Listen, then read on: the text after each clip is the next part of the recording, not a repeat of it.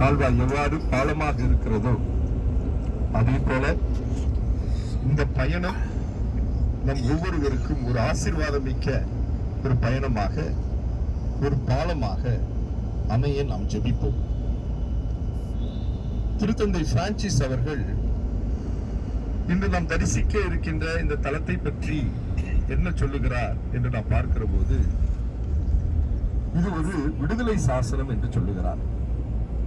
10 கட்டளைகள் என்பவை நம்மை தடுக்கும் வேலிகள் அல்ல, அவை நம்மை தீமையிலிருந்து விடுவிக்கும் சுதந்திரத்தின் ஒரு சாசனம் என்று அவர் சொல்லுகிறார்.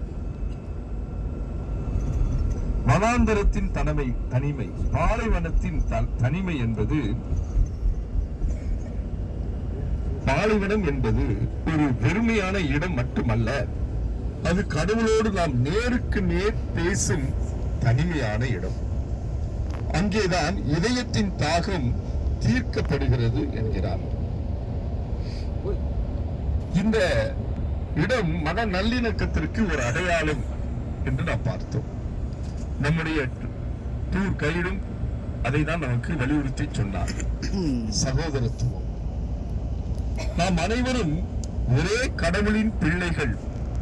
சீனாய் மலை நமக்கு பிரிவினையை அல்ல, ஒருமித்த வழிபாட்டை கற்றுக் கொடுக்கிற ஒரு அற்புதமான தலம் என்று திருத்தந்தை பிரான்சிஸ் அழகுரை எடுத்து எம்புகிறார். இந்த புனித தலம் கடவுள் இன்றும் எரியும் புதராக ஏழைகள் மற்றும் ஒடுக்கப்பட்டவர்களின் அழுகுரலில் பேசுகிறார். அவர்களை அணுகும் போது நம் காலணிகளை நாம் கலற்ற வேண்டும் என்று திருத்தந்தை சொல்லுகிறார். ஏழை எளியவர்கள், ஒடுக்கப்பட்டவர்கள் நாம் நெருங்கி செல்லுகிற போது நம்முடைய காலணிகள், நம்முடைய முன்சார்பு தன்மைகள் அனைத்தையும் கலைந்து விட்டு அவர்களை கடவுளுடைய பிள்ளைகளாக பார்க்க நாம் பழக வேண்டும். அன்புமிக்க சகோதர சகோதரிகளே, இந்த சிந்தனைகளை இந்த தலம் நமக்கு அழகாக எடுத்து இயம்புகிறது. ஒரு சில மணித்துளிகள் அமைதியிலே தியானிப்போம்.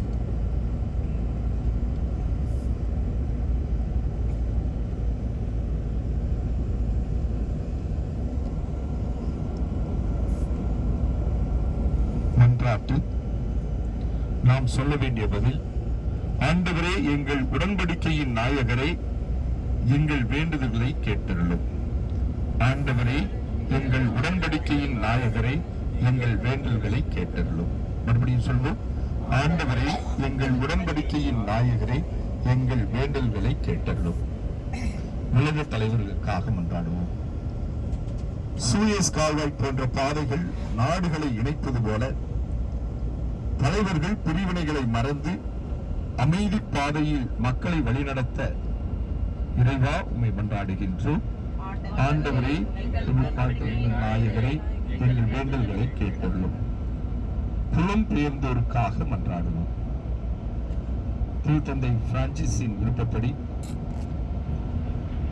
பாலைவனத்தை நாம் கடக்கின்ற இந்த தருணத்திலே அகதிகளையும் ஏழை எளிய மக்களையும் ஆண்டவர் பாதுகாத்தருள வேண்டும் என்று மன்றாடுவோம்.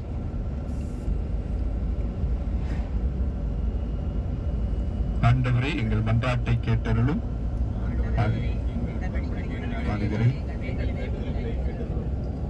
புனித கேத்ரின் மடத்தில் நிலவும் அமைதியை போல உலகில் உள்ள அனைத்து மதத்தினரும் ஒருவரை ஒருவர் மதித்து அன்பு செய்து வாழ வேண்டும் என்று இறைவா உம்மை மன்றாடுகிறோம். சீனாய் மலையில் நீ தந்த சட்டங்கள் வெறும் எழுத்துக்களால் இல்லாமல் அன்பின் சட்டங்களாக எங்கள் இதயத்தில் பொறிக்கப்பட ஆண்டவரே உம்மை மன்றாடுகின்றோம். நமது பொதுவான இல்லமாகிய இந்த பிரபஞ்சம், குறிப்பாக இந்த பாலைவன பகுதிகளை நாங்கள் மதிக்கவும் பாதுகாக்கவும் எங்களுக்கு ஞானத்தை அருள வேண்டும் என்று இறைவா உம்மை மன்றாடுகின்றோம். இன்று சீனாய் மலையின் அடிவாரத்திற்கு செல்லும் எங்களை உடல் நலத்தோடும் மன வலிமையோடும் பயணத்தை தொடர தேவையான அருள் ஆசிரை தந்துள்ள வேண்டும் என்று இறைவா உம்மை மன்றாடுகின்றோம். நம்முடைய தனிப்பட்ட கருத்துக்களுக்காக